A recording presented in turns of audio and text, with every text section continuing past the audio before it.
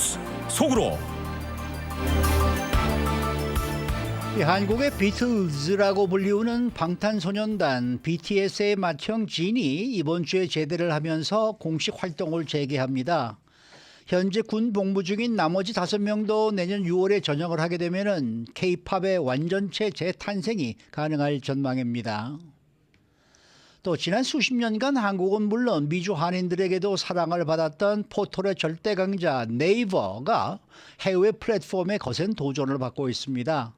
2달 연속으로 앱 사용 시간에서 인스타그램에 뒤지면서 격차도 벌어지는 추세입니다. 또 AI 반도체 엔비디아의 젠슨 황 CEO가 곧 세계 10대 부호가 될 것이다 라는 소식입니다. 지난해까지 세계 128위에 그쳤던 황 CEO는 최근 반도체 호황에 힘입어 자산이 무려 10배 가까이 불어났다는 소식입니다. 자, 봉화식 기자. 안녕하십니까?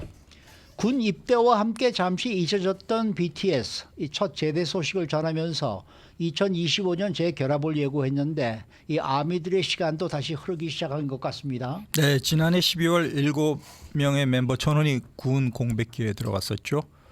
방탄소년단 이제 내일 맏형인 진이 전역을 하고 완전체 복귀를 위한 시동 본격적으로 걸게 됐는데요.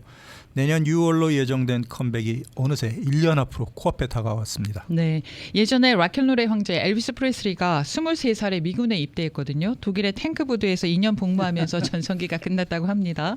자, BTS는 이런 공백을 최소화하기 위해서 뭐 어떻게 했어요? 네, 엘비스도 전성기 때 2년 동안 복무하면서 인기가 떨어지고 결국 영국에서 온 비틀즈한테 자리를 내주고 이제 마약 중독 환자로 42살에 일찍 사망한 바가 있죠.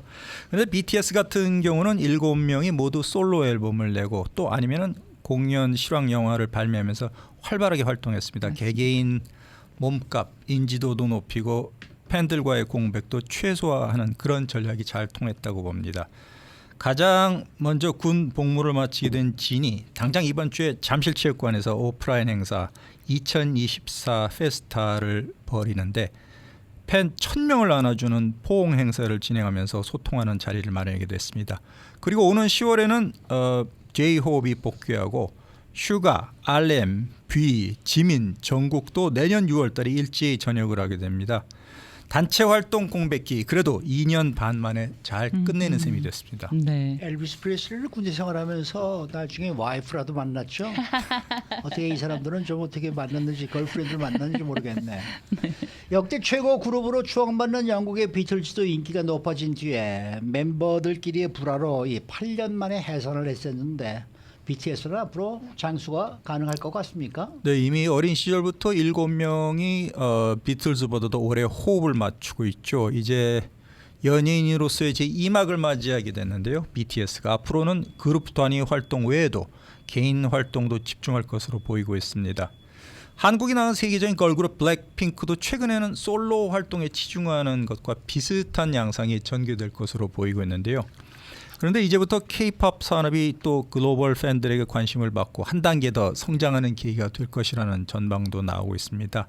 최근에 민희진 어도어 대표에서 갈등을 빚고 있는 소속사 하이브 입장에서도 BTS 7명을 잘 이끌어갈 수 있는 리더십을 또 발휘해야 되는 그런 새로운 과제를 떠안게 된 셈으로 보입니다. 네, 요즘은 따로도 같이 따로도 하고 뭐 같이도 하고 뭐 그렇게 많이 하더라고요. 아마 앞으로도 추세가 그렇게 되지 않을까 싶습니다. 자, 오랫동안 인터넷 검색하면은 우리 네이버를 아주 가장 먼저 떠올리잖아요, 자동적으로. 그런데 이런 추세가 외부 플랫폼의 도전에 흔들리고 있다는 소식이에요. 네, 2000년대 한국 또는 한인들 포털 시장을 독점하다시피 했던 게 네이버 앱이었는데 올해 들어서는 인스타그램의 선두 자리를 뺏겼습니다. 인스타그램에요. 네이버는 네. 한국 사람이 오래 사용하는 앱 그리고 자주 사용하는 앱 두 부문에서 2위로 밀렸는데요. 그 격차가 더 커지는 그런 추세를 보이고 있습니다. 이 때문에 한때 한국에서 40만 원을 넘었던 네이버 주가가 최근엔 절반 이하 수준에서 반등을 하지 못하고 있습니다. 이게 어떻게 보면 네이버의 위기라는 말도 지금 나오고 있는 것 같은데 또 인스타그램 외에 또 다른 도전자가 또 있어요? 네, 최근에 구글이 검색 부문에서 급속도로 추격을 하면서 네이버 아성을 위협하고 있는데요. 지난 주말에 앱 분석 서비스 기관이 스마트폰 사용자를 조사를 했습니다. 5월달에 인스타그램을 사용한 시간이 3억 9천만 시간이었는데 네이버를 제쳤죠. 그리고 인스타그램은 사용 시간 기준으로 지난 3월달까지 네이버에 밀렸습니다. 그런데 4월달, 5월달부터 네이버와 순위를 바꾸고 5월부터는 격차가 더 벌어지고 있습니다. 인스타그램과 네이버의 사용 시간 격차가 4월에 1386만 시간이었는데 지난달에는 4642만 시간으로 3배 이상 더 벌어졌습니다. 그런데 인스타그램은 지난달에 자주 사용하는 앱 이 부문에서도 실행 횟수 178억 5천만 회, 네이버의 144억 회를 압도를 했습니다. 물론 한국에서 검색 시장은 아직 네이버 점유율이 60%대이지만 구글과의 격차는 절반 수준까지 좁혀진 상황입니다. 네, 그러면 한국을 대표하는 네이버가 인스타그램에 밀리는 이유는 어디에 있나요?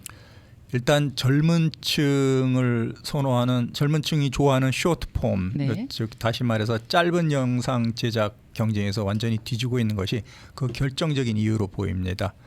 인스타그램 숏폼 서비스 릴스가 젊은 층 사이에서 폭발적 인기를 끌고 있는데 네이버는 클립이 숏폼으로 돼 있죠. 네. 근데 아직까지는 반응이 상대적으로 저조합니다. 맞습니다. 지금 네이버 주식을 많이 갖고 있는 투자자 그리고 소액 주주들도 대부분 큰 손실을 보고 있는데 네이버의 소액 주주 숫자가 삼성전자 다음으로 많은 100만 명입니다. 그렇기 때문에 네이버가 앞으로 살아남기 위해서는 대한민국 정부 부처 공공기관 공식 사이트 검색에서 인스타그램 그리고 유튜브 콘텐츠 연동을 중단시킬 것으로 알려졌습니다. 오, 네. 사실 저는 예전에는요 미국과 관련한 뉴스를 검색할 때는 구글에서 검색을 했고 한국과 관련한 거는 네이버에서 했거든요. 그 차이가 많이 났었어요. 요즘은요 구글에서 한국과 관련한 소식을 검색을 하더라도 별로 불편하지가 않아요. 그러니까 구글에 갔다가 네이버 갔다가 왔다 갔다 하는 게 귀찮단 말입니다. 네. 그래서 일단 구글을 열어놓고 작업을 하다가 뭐 검색할 거 있으면 에이 그냥 구글에서 한번 검색을 해보지 하면은 그게 모자람이 없더라고요. 그래서 구글이 굉장히 한국과 관련한 컨텐츠를 업데이트하는데 많은 노력을 기울이고 있구나 하는 느낌을 많이 받았습니다. 네이버를 사용하게 되면 한글로 타이핑을 하게 되고 구글 네. 하게 되면 영어로 타이핑하게 아니요. 되지 않아요? 구글에서도요 네. 한글로 타이핑을 하잖아요. 네. 만약에 뭐 아티스트 뭐 테일러 스위프트를 영어로 하지 않고 한글로 테일러 스위프트라고 이렇게 검색을 하면 한국은 영어가 다 나와요. 그래서 아주 많이 편해졌어요. 그래도 네이버 써줘요. 알겠습니다. 자, 요즘 같은 뉴 미디어 시대에는 세계 부호 순위도 순식간에 바뀌는데 올해 이 부분 최고 화제 인물은 단연 엔비디아의 젠슨 황 CEO인 것 같습니다. 그렇습니다. 인공지능 AI 반도체 절대 강자가 지금 엔비디아인데요. 최고 경영자인 젠슨 황 CEO가 대만계입니다. 이 양반이 곧 세계 10대 갑부에 들어올 것으로 보이고 있는데요. 지금 갖고 있는 자산은 1,000억 달러를 넘었습니다. 한국 돈 기준으로 145조 원인데 블룸버그 억만장자 지수 기준으로 지금 현재 세계 랭킹 13등입니다. 바로 위에 델 테크놀로지의 마이클 델 회장 그리고 인도 릴라이언스 인더스트리의 무케시 안바니 회장과 차이가 별로 없어요. 그리고 투자의 달인 저희들도 잘 알고 있는 워런 버핏 버크셔 해스웨이 회장이 지금 1,358억 달러로 10등인데 이 워런 버핏 회장만 제치면은 젠슨 황 CEO가 10등이 됩니다. 지금까지 90평생 투자에 성공해왔던 버핏보다 300억 달러 뒤지고 있지만 이를 곧 뛰어넘고 젠슨 황 엔비디아 CEO가 10위권에 들어갈 것으로 보이고 있습니다. 네. 엔비디아가 순식간에 성장을 했기 때문에 증가액 기준으로도 어마어마할 것 같아요. 네, 올해만 620억 달러 이상 늘어나서 전 세계 단연 1위인데 예.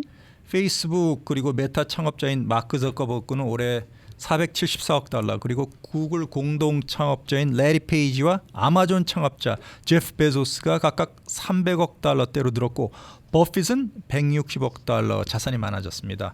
그런데 그 엔비디아의 황 CEO 자산은 작년 초까지는 사실 128등 135억 달러에 그쳤습니다. 그런 게 최근 1년 사이에 8배 이상 불어나면서 지구촌이 지금 인구가 80억 명인데 이 중에 80억 명 가운데 15명에 불과한 슈퍼 리치 즉 1,000억 달러 클럽에 가입을 했습니다. 그리고 참고로 대한민국 현재 최고 부자는 이재용 삼성 회장인데 전 세계 255등 그리고 100억 달러에 약간 미치지 못하는 18억 달러의 자산으로 이재용 회장은 세계 255위 부자에 랭크됐습니다. 근데 뭐 젠슨 황 CEO 한마디에 지금 삼성의 주가는 오르락내리락 뭐 완전히 그냥 거물이 된 것 같아요. 예, 지금 젠슨 황 CEO 저 세계적인 인물이 됐는데 지난주에도 저희가 소개시켜드렸다시피 삼성전자의 고대역폭 메모리 HBM 제품이 엔비디아 테스트를 통과하지 못했다는 소문이 났는데 황 CEO가 직접 나서서 아직도 삼성 제품을 테스트 중이다 이렇게 감싸자마자 삼성전자 주가도 3% 오르는 현상을 보였습니다. 젠슨 황 CEO가 그 대만에서 출생을 했고 미국 서부 지역의 오레곤 주립대학 그리고 석사는 스탠포드 대학에서 땄고 인공지능 AI 반도체인 엔비디아 발행 주식 지금 3.5%인 8,676만 주 갖고 있습니다. 엔비디아 주가는 작년 말에 비해서 140% 올랐고 지난달 말 이후에는 더욱 많이 가파르게 뛰고 있는 그런 황제주가 됐습니다. 네. 자, 삼성 이건희 선대 회장이 31년 전에 아내하고 자식 빼고 다 바꿔라 뭐 이렇게 이제 말하면서 1위에 오른 신화를 지난주에 소개해 드렸잖아요. 지금 삼성하고 SK 하이닉스 반도체 상황이 모두 좋지 않다고 합니다. 어떤 내용입니까? 대만 엔비디아에 비해서는 상대적으로 전성기에서 내려온 그런 모습인데요. 네. 근데 사실 엔비디아라는 회사 주식도 따지고 보면 5년 전 기준 2019년에는 주당 33달러에 그쳤죠. 그때. 그러던 것이 지난달에 순식간에 1,000달러를 돌파했고 이제는 주식 분할까지 단행하면서 일반인들의 접근성까지 강화를 시키면서 점점 인기를 얻어가고 있습니다. 시가총액이 3조 달러를 찍으면서 애플을 제치고 이제 마이크로소프트에 이어서 2위가 됐는데 엔비디아가 삼성전자와 SK 하이닉스 반도체는 지금 신의 영역 기술로 불리우고 있는 AI 부문에서 상당히 고전을 하고 있습니다. 맞아요. 예전에 말씀드린 대로 이건희 회장이 지금의 상황을 보신다면은 다시 분발해야 된다. 이젠 처자식도 바꿔라 이렇게 말씀하실 것 같은데 SK의 최태원 회장은 반대로 마누라와 자식만 바꿔서 위기를 자초했다. 이런 말을 듣고 있는 상황입니다. 아니 정말 이런 얘기가 들리고 있어요? 아니면 우리 봉 기자가 만든 얘기입니까? 들리고 있는 얘기입니다. 그래요? 제가 지어낸 게 아니라 제가 여러 번 들어서 소개시켜드린 건데 이만큼 여론이 요즘은 뭐 인터넷 카톡으로 5분이면 전 세계 여론이 다 형성이 되기 때문에 네. 근데 이 댓글들 올리는 거 보면은 정말 천재들인 것 같아요. 정말 글 잘 써요. 기자들보다 나을 때가 많은 것 같습니다. 맞아요, 저도 맞습니다. 감탄할 때가 있는데요. 네. 촌철살인의 그 짧은 한마디가 네. 대단해요. 이거 보세요. 마누라와 자식만 바꿔서 위기를 자초했다. 그냥 한마디로 압축된 얘기 아닙니까? 그러니까요. 네. 천재들이에요. 네. 천재들. 자, 계속해서 경제 소식입니다. 한국의 국민 총생산 GDP 대비 가계빚 비율이 여전히 세계 선진국 가운데 가장 높은 수준이다. 이런 얘기네요. 네, 빚이 많죠. 한국에 계신 분들 물론 남가주에 계신 분들도 그런 분들이 있으시라고 짐작이 되는데 한국은행 기획재정부가 자료를 취합했는데 지난해 기준으로 한국의 GDP 대비한 가계부채 비율은 93%로 나타났습니다. 기업 부채 비율은 더 높아서 114% 수준이었는데 GDP가 크게 늘어난 뒤에도 빚은 다른 나라들보다 여전히 높습니다. 세계 34개 나라 가운데 가장 높았어요. 그리고 33개국 평균치 34%보다도 훨씬 높은 비율이 대한민국이 그런 비율로 1위에 올랐는데 2등은 홍콩이었고요. 3등은 태국, 4위 영국, 5위가 미국이었습니다. 6위 말레이시아, 7위 일본, 8위 중국 순서였는데 한국은 앞으로 개인 기업 부채를 확 줄여야만 할 것으로 보입니다. 네, 저는 미국도 부채가 많을 줄 알았는데 5위네요. 네, 많죠. 네, 5위도 많기는 한데. 자, 여름 방학이나 이제 휴가철이 이제 본격화되는 6월이잖아요. 그래서 코로나19 사태 이후에 모국을 방문하는 한인들이 점점 늘어나고 있는데, 자, 인기 관광지 랭킹이 저희들 생각과는 굉장히 다른 그런 결과가 나왔다면서요. 네, 지금 LA에 계신 분들도 말씀하신 대로 한국을 많이 방문하고 있습니다. 예. 그런데 저희들 상식으로는 대한민국 주요 관광지 랭킹 1위가 뭐 알고 있는 데일 것 같은데 뜻밖에도 전라남도 순천시가 만든 순천 만국가 정원 순천 만습지가 780만 명이 찾는 전체 1위로 나타났어요. 전국에 있는 2,752군데 주요 관광지 입장객 숫자를 집계했는데 2위는 저희들도 잘 알고 있는 경기도 용인의 에버랜드로 네. 588만 명이 방문했고요. 그리고 1등보다 190만 명이 많았죠. 그리고 3등은 경기 고양이 킨텍스, 4위는 경복궁, 5위는 잠실 롯데월드, 6위는 용산 국립중앙박물관 순서였는데 한국을 방문하신 분들이 참고하시면 네. 좋을 것 같습니다. 알겠습니다. 네, 수고 많으셨습니다. 봉화식 기자였습니다.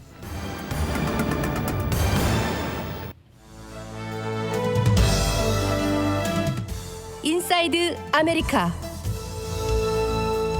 네, 이 주택 가격도 너무나 비싸져서 집을 장만하기도 어려워졌지만은 주택을 소유하고 있는 경우에도 그 유지를 위해서 드는 비용이 만만치 않게 커졌습니다. 보통 단독 주택을 유지하는 데 드는 비용이 1년에 18,000달러 이상에 달한다라는 새로운 조사 결과가 나왔습니다. 그런가 하면 김치의 인기가 갈수록 커지고 있습니다. 한국에서 미국으로 수출되는 김치는 30% 이상이 급증을 하고 있습니다. 또 그런가 하면 최근 소셜미디어를 통해서 쇼핑이 늘어나고 있는데 미국인들의 소셜미디어 쇼핑에 관해서 새로 나온 여론조사 결과도 알아보도록 합니다. 박현경 기자. 네, 안녕하십니까. 주택 구입자들은 구입자들대로, 소유자들은 소유자들대로 이 금전적인 부담이 상당히 커졌네요. 네, 캘리포니아주 주택 가격이 올라서 역대 최고가를 기록했다는 건 몇 차례 전해드렸는데 이번엔 이 주택 소유주들의 유지 비용도 역시 상당히 커졌다는 소식이 나왔습니다. 벤크레이시 조사에서 어제 관련 보고서를 발표했습니다. 이 보고서 제목은 평균 단독주택에 들어가는 숨은 비용이 연간 18,000달러 이상에 든다는 것입니다. 이건 4년 전과 비교를 해봤을 때 26%가 상승한 수치입니다. 그러면 그 숨은 비용이라는 거에는 어떤 게 포함되어 있어요? 네, 벤크레이트는 숨은 비용이라고는 했습니다만 예? 사실 이미 다들 잘 아시는 주택을 소유하는 데 들어가는 각종 비용인데요. 뭐 재산세? 뭐 이런 거? 네, 맞습니다. 수리비 비롯해서 재산세, 주택 보험료, 케이블과 인터넷 요금, 그리고 에너지 요금 등입니다. 이런 비용들을 모두 합친 게 올해 18,118달러에 달한다고 보고서는 전하고 있습니다. 이건 레드핀 자료에 따라서 전국 50개 주의 평균 단독 주택 가치 43만 6천여 달러를 바탕으로 계산해 나온 수치인데요. 한 달로 치면 1,510달러 정도가 드는 셈입니다. 2020년만 하더라도 그땐 연간 14,428달러, 한 달 1,202달러였습니다. 그 한 달에 4년 전보다 300달러씩 더 쓰네요. 네, 그렇습니다. 이 4년 전에 비하면 정말 많이 상승했다고는 하지만은 캘리포니아에서는 그보다 훨씬 더 많이 들지 않습니까? 물론 그렇습니다. 각 주마다 다른데 캘리포니아주 같은 경우엔 전국적으로 봤을 때 주택을 유지하는 비용, 전국에서도 가장 많이 들어가는 축에 속합니다. 1년에 28,790달러가 드는 것으로 나왔습니다. 지난 3월 캘리포니아주 중간 주택 가격 84만 8,300달러였는데요. 이걸 바탕으로 수리비는 16,966달러, 17,000달러 가까이 들어가고요. 재산세 6,832달러, 주택 보험료 1,572달러, 케이블과 인터넷 1,400여 달러, 에너지 요금 2,000여 달러. 이걸 다 합친 게 이제 28,790달러가 됩니다.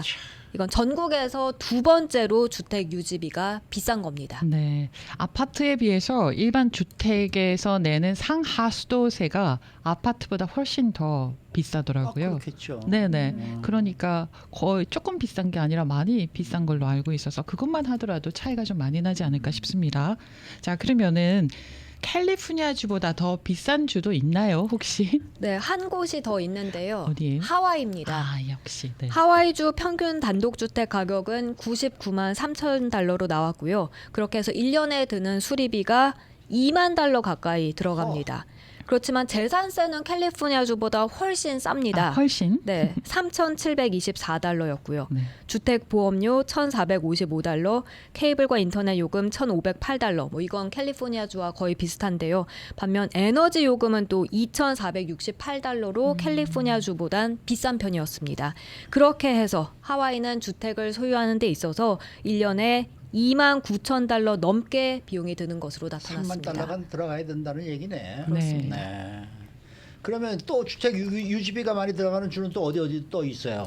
하와이와 캘리포니아주에 이어서 매사추세츠, 뉴저지, 커네티컷 순으로 주택 소유하는 데 비용이 많이 들어가는 걸로 조사됐습니다. 근데 이 가운데 또 눈에 띄는 점 하나가 이제 4년 전과 비교를 했을 때 캘리포니아주와 하와이는 그 비용 상승폭이 무척이나 컸다는 겁니다. 캘리포니아주는 32%, 하와이는 38% 각각 치솟아서 그 부담이 타주보다도 훨씬 더 커진 것을 알 수 있습니다. 네. 자, 다음 소식입니다. 미국에서 김치가 인기를 끈 건 꽤 됐는데 시간이 갈수록 이 김치의 인기가 더해지고 있네요.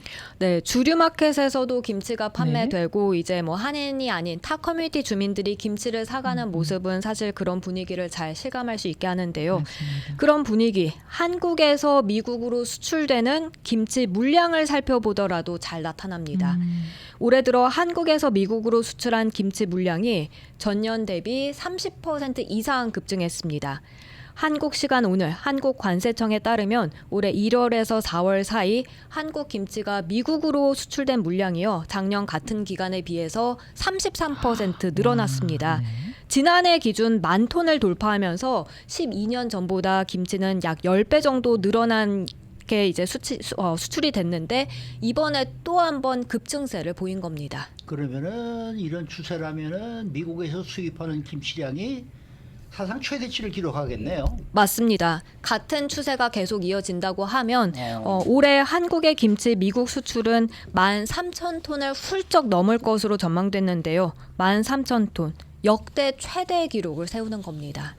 아니 이렇게 미국에서 한국의 김치가 이렇게 인기가 있는 이유는 뭘까요? 여러 이유들이 있겠는데요. 예. 우선 김치가 면역력에 좋은 건강식품이란 인식이 네. 계속해서 확산하는 게 한 요인으로 꼽힙니다. 기억하시겠습니다만 그 코로나19 팬데믹 때 호흡기 알레르기 분야 세계적 권위자인 프랑스 한 대학 교수 연구팀이 김치의 면역력 강화 효과에 주목하는 연구 결과 그때 발표해서 네, 네. 상당히 화제가 되며 김치가 주목을 받았고요. 또 건강식품이라는 거 외에 한류 열풍 또한 빼놓을 수 없겠는데요. 한국 영화나 드라마에 김치 먹는 장면이 자주 등장하다 보니까 이를 본 외국인들도 자연스럽게 김치에 관심을 갖게 되고 또 예. 친숙해지게 됩니다. 한국의 김치 수출업체 중 한 곳은 글로벌 팬덤이 큰 세븐틴 멤버를 브랜드 앰베서더로 기용해서 해외에 김치를 그래요? 알리고 있다고 하네요. 네. 그리고 또 하나는 이제 매운맛 인기가 높아진 점 들 수 있겠는데요. 매운맛 중에서도 한국식 매운맛이 인기가 큽니다. 예를 들면 불닭볶음면 뭐 이런 열풍 상당한데 네. 여기에 미국 유명 연예인들도 불닭볶음면과 함께 김치 먹는 그런 영상 또 떡볶이 먹는 영상 이런 것들을 함께 소셜 미디어에 올리면서 김치 인기 열풍에 더 그런 열풍이 더해지는 것으로 보입니다. 아, 떡볶이도 굉장히 좋아하더라고요. 아니 근데 김치 수입해온 김치들은 대개 패킹이 어떻게 되어 있어요? 병으로 돼 있거나 병으로도 플라스틱 돼 있습니까? 예, 병으로도 돼 있고 플라스틱 통으로 많이 돼 있어요. 플라스틱이 많죠? 네, 그리고 캔도 있어요. 캔도 있고. 예. 그리고 미국 현지에서 만들어서 파는 김치도 있는데요. 네. 그건 김치라고 할 수가 없거든요. 그냥 배추에 그냥 고춧가루만 있는 듯한 느낌이 들어서 정말 맛이 없어요. 우리가 한국 마켓에서 사는 김치 같은 거는 맛있잖아요. 그래서 한국에서 수입된 걸 먹는 거예요. 미국 현지에서 한국 사람이 만든 김치보다 그냥 김치가 인기가 많으니까 작은 소규모 이제 기업에서 만들어서 또 시골 같은 데 많이 판매를 하더라고요. 근데 그건 맛이 없는 거예요. 그러다 보니까 한국에서 수입된 그런 김치를 훨씬 더 많이 선호하다 보니까 한국산 김치가 더 인기가 많지 않나 싶어요. 여기 한인 사회에서는 한국산 김치를 사 먹습니까? 아니면 미국에서 한국 분들이 만드신 김치를 사 먹습니까? 저 같은 경우에는 한국에서 들어온 농협김치 뭐 이런 게 있어요. 근데 여기서 파는 김치보다는 비싸요. 그런데 그걸 선호하시는 주부님들은 한국의 식재료이기 때문에 배추나 고추나 이런 게 한국산이기 때문에 한국에서 먹던 그 맛이 느껴져서 한국에서 수입된 거를 찾는다라는 분들도 많이 계시고요. 또는 여기서 현재 생산된 김치는 수입된 것보다는 값이 좀 싸거든요. 그래서 가격 때문에 여기서 생산된 걸 선호한다 이렇게 하시는 분도 있고 나누어지는 듯 합니다. 댁에서는 어떤 김치 드십니까? 저는 뭐 김치를 잘 안 먹으니까 네. 여기서 만들어 파는 것들 네. 뭐 이렇게 병에 넣어 있는 것들을 사서 먹게 될 그렇죠. 그게 항상 보통 그렇게 되는데 비비고 김치도 굉장히 많은 인기를 얻고 있어요. 그건 한국에서 오는 거예요? 네, 한국에서 오는 겁니다. 예, 그래서 비비고가 인기가 많고 왜 가끔씩 우리 쇼핑몰에서 한국에서 이번에 들여왔습니다. 김장김치 들여왔습니다 하잖아요. 그 인기 굉장히 많아요. 그래요? 예. 한국 김치도 사 먹는구나. 한국 분들이. 네, 저는 한국 미국 분들이. 사람들만 사 먹는 줄 알았어요. 이 한국에서 온 네. 김치는. 아하. 그리고 여기 사시는 한인 분들은 다 여기서 만든 김치 드시고 그렇게 알고 있었거든요. 마켓에 가면 김치 그 코너에 보면은 섹션에 보면은 한국에서 수입된 김치 다 진열돼 있어요. 그래요? 네. 근데 김치도 김치지만은 지금 한국 라면의 인기는 말도 못하죠. 네, 엄청납니다. 지난주 한국농림축산식품부가 올해 1월부터 5월까지 한국의 농식품 수출에 대한 자료를 발표했었는데요. 품목별로 봤을 때 라면의 상승세가 가장 두드러졌습니다. 지난달 이 5월 라면 수출액은 1억 730만 달러 기록해서 2달 연속이나 1억 달러를 넘어섰고요. 라면은 올해 들어 5월까지 가장 많이 수출된 농식품 품목인데 놀라울 것이 없습니다. 한국의 라면 가장 큰 수출 시장은 물론 중국입니다. 그렇지만 한국 라면의 인기가 높아진 미국 시장 수출액도 만만치 않은데 무려 작년과 비교해서 71.4%가 늘어나서 8,150만 달러를 기록했습니다. 아니 코스코에서도 신라면 팔더라고요. 예. 예. 뭐 트레이더 조에도 팔고 랍스나 이런 데도 다 팔아요. 신기하죠? 신기해. 자, 마지막 소식입니다. 요즘 소셜 미디어를 통해서 쇼핑도 급증하고 있는데 미국인들의 소셜 미디어 쇼핑에 관한 설문조사가 있네요. 그 결과가 새로 나왔다면서요. 네, 예를 들어 뭐 인스타그램이나 틱톡, 유튜브 이런 소셜 미디어를 통해 쇼핑하는 미국인들의 소비에 관해서 재정 전문 사이트 왈렛허브가 조사를 벌여 오늘 그 결과를 전했습니다. 네. 우선 소셜 미디어 통해서 쇼핑할 때 즉흥적인 소비를 아무래도 많이 하는 것으로 나왔습니다. 네. 4명 가운데 3명꼴 가까이가 소셜 미디어를 통해서 불필요한 구입을 했던 것으로 조사가 됐고요. 네. 그러다 보니 과소비를 한다고 여긴 응답자도 3명 가운데 2명꼴에 달했습니다. 네. 또한 소셜 미디어를 통해 구입한 물건에 후회한다는 답변 63%로 과반이었습니다. 네. 그렇지만 편리하다는 의견도 많았는데요. 미국인 2명 중 1명꼴이 전통적인 그런 이커머스 웹사이트보다도 이제는 소셜미디어 쇼핑이 훨씬 더 편하게 느껴진다고 했습니다. 네, 수고 많으셨습니다. 고맙습니다. 박현경 기자였습니다.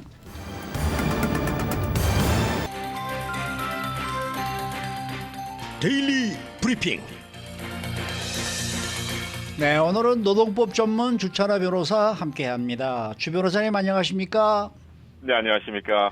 네, 이 미국에서 각 주마다 이 마리화나 이 합법화가 실시가 되면서 이 직원들 중에서 마리화나 양성 반응을 보이는 숫자가 늘어나고 있다라는 소식입니다. 이렇게 미 전국에서 좀 증가를 하고 있는 모양인데 이게 노동법상 이게 괜찮은 겁니까? 예, 뭐 괜찮지 않다고 볼 수 있겠습니다만 일단 이 이유가 있습니다. 증가하는 이유가 첫 번째로는 이 점점 더 많은 주에서 이 마리화나를 합법화하고 있다는 그렇죠, 그렇죠. 예, 말씀하신 것처럼 두 번째는 이 미국이라는 사회가 마리화나 사용을 점점 더 받아들이고 더 많은 사람들이 마리화나를 사용하게 있기 때문입니다. 사실 미국의 절반인 24개 주에서 지금 합법화를 시킨 상태고요. 네. 그렇다면은 미국인의 절반 이상이 이 마리화나가 합법된 주에 살고 있다고 보시면 되겠습니다. 따라서 이 양성 테스트 결과가 늘어나는 것은 사실 놀라운 일이 아니다라고 볼 수가 있겠습니다.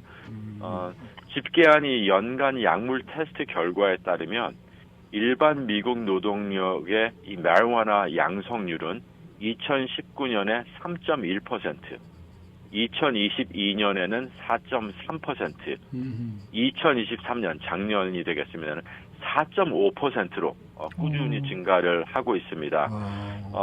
여기서 아주 재미난 점은 마리화나가 아닌 다른 불법 약물을 좀 저희가 봐야 되는데요. 다른 불법 약물에 대한 양성을 보인 미국 근로자의 비율은 4.6%로 지난 3년과 동일했습니다. 그다지 증가하고 있지 않다는 얘기고요. 사실 회사의 직장에 이 드럭 테스팅, 약물 테스트 프로그램을 가능케 한 사람은 프레지던트 레이건 대통령이 되겠습니다. 1988년이 되겠고요. 그 당시에는 양성률이 13.6%였습니다.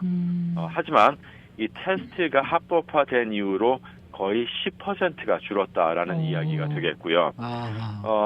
이 드럭 테스트 회사의 드럭 테스팅이 이 노동력에 상당한 영향을 끼쳤다라고 볼 수가 있겠습니다. 하지만 다른 불법 약물은 계속 동일하거나 줄고 있는데 이 마리화나 사용 양성률이 꾸준하게 증가한다는 것은 사실 상당히 대중화되고 있고 더 이상 불법 마약의 일부분이라고 보지 않는 이 퍼블릭의 의견과 관점이 상당히 큰 영향을 주고 있다고 볼 수가 있겠습니다. 네, 그 회사 약물 검사에서 마리화나 양성 보이는 그 직원 수가 늘어나고 있다라고 얘기를 해주셨는데, 그러면 회사가 약물 검사를 할 수 있는 요건은 어떤 게 있나요? 약물 검사는 이제 채용 전에 프리임플로이먼트 상황에서 할 수가 있겠고요. 사실 요즘 보게 되면 무작위로 이렇게 테스트하는 랜덤 드럭 테스트는 거의 불법이다, 금지됐다고 보시면 되겠습니다. 그래서 어떠한 직원이 정말 취해 있는 경우, 취해 있는 것처럼 보이는 경우에만 약물 검사를 요구하는 게 허용이 되겠습니다. 그러니까 언제 하루 날 잡아서 이달 15일에 우리 전체적으로 다 모든 직원들이 다 한꺼번에 약물 검사하겠습니다, 이건 안 되는 거예요? 예, 그거는 불가능하고요. 특별히 이제 마리화나는 합법이 됐기 때문에 사실 업무 외에 흡연 사항과 업무 중에 흡연 사항을 좀 격차를 주고 차이를 두는 게 사실 바람직하겠습니다. 네, 그러면은요, 직원이 뭔가 취해 있는 것 같고 상황이 좀 안 좋아 보여서 수상하다 싶어서 이제 약물 검사를 했단 말입니다. 그런데 그냥 컨디션이 안 좋아서 그런 거고, 약물 검사에서는 음성이 나왔다, 이랬을 경우에 혹시 직원이 왜 나를 약물을 복용한 사람처럼 취급하는 거야, 그래서 뭐 소송도 할 수 있지 않을까요? 네, 뭐 꼭 그렇지는 않습니다. 일단 이 업주나 고용주가 보기에 좀 행동이 이상하고 어느 정도 임페어먼트가 있다고 생각했을 때 할 수 있기 때문에 리저브한, 객관적으로 합리적인 의심은 가능하지만 누군가가 정말 싫어서 차별적인 이유로서 한두 사람을 뽑아서 약물 검사하는 것은 불법이 되겠습니다. 알겠습니다. 그러면은 직원들의 약물 테스트 양성률이 특별히 더 높은 산업이나 직종이 혹시 따로 있을까요? 네, 통계적으로 보면 사실 사무직 근로자들 사이에서 약물 양성 반응이 특히 높았습니다. 산업을 보게 되면 뱅킹, 금융에서, 그리고 또 인슈런스, 보험에서 가장 큰 비중을 차지를 했습니다. 35% 이상 증가를 했고요. 리얼 에스테이트, 부동산 관련 직종도 뭐 거의 한 25% 정도 이상 증가를 했습니다. 이제 그 다음이 교육과 전문 기술 서비스 같은 분야가 되겠고요. 사실 이 주 법에 따라서 해당 약물이 합법화된 주에서 양성 반응을 보이는 비율은 당연히 불법인 주를 계속 앞지르고 있습니다. 특히 캘리포니아처럼 기호형 마리화나를 합법한 주에서는 양성 테스트가 가장 많았고요. 제가 말씀드린 것처럼 현재 캘리포니아 법은 직원이 객관적으로 또 합리적으로 봤을 때 저 친구는 정신적으로 좀 취해 있는 것 같다라는 경우에만 재직 중인 직원에 대한 약물 검사를 허용을 하고 있습니다. 말씀드린 것처럼 랜덤 드럭 테스팅, 뭐 무작위로 약물 테스트는 거의 금지된 상황이라고 볼 수가 있겠고요. 그리고 또 한 가지는 이 업무 시간 외에, 그리고 직장 밖에서 대한 사용에 대한 것을 알았음에도 불구하고 인사상 불리한 조치를 취하는 것은 금지하고 있습니다. 저는 엔터테인먼트 산업, 연예계 산업에서 많이 나올 줄 알았는데 의외네요. 사무직에서 많이 나온다는 사실이. 네. 네. 네. 방송국은 제로로 나왔대잖아요. 취한 상태에서 방송을 할 수가 없죠. 자, 이 직원들이 약물 검사를 받을 때 부정 행위를 하는 수도 같이 증가를 하고 있다 이런 얘기가 들리면서 이 검사의 부정 행위라는 게 뭐예요? 네, 굉장히 좀 재미난 부분입니다. 이슈인데요. 이 부정행위라는 것은 이 많은 사람들이 채용되기 위해서 또 일자리를 계속 갖기 위해서 약물 검사를 속이고 있다는 뜻이 되겠습니다. 검사를 조작한다는 뜻이 되겠는데요. 일반적으로 두 가지 형태입니다. 통상적으로 이제 유린 테스트, 이 소변으로 검사를 하는데 네.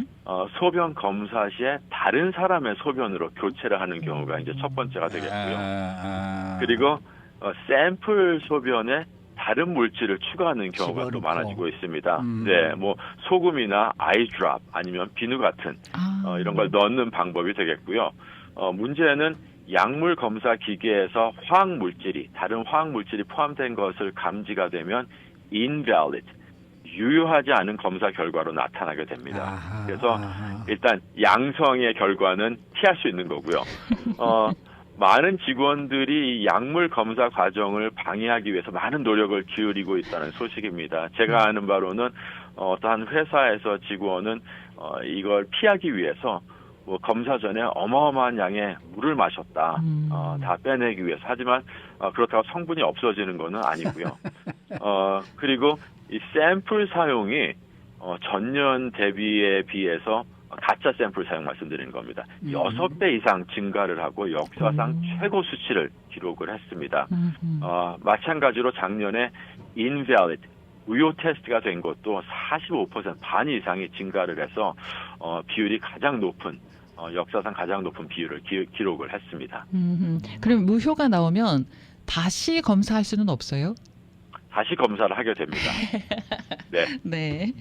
네. 자, 그러면은 지속적으로 양성률이 늘어나고 또 직원의 마리화나 사용률이 늘어나고 있는데 이럴 때 우리 고용주들께서 좀 고려해야 하는 부분 또는 뭐 마련해야 할 만한 대책 같은 게 있을까요?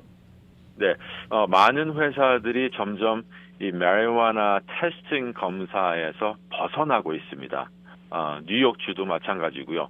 이 고용주가 검사를 전혀 하지 않거나 정말 누가 업무 중에 취해 있다고 의심되는 경우에만 검사하는 규정 쪽으로 치우치고 있습니다. 직장 약물 검사에 대한 법이 주마다 다르기 때문에 네.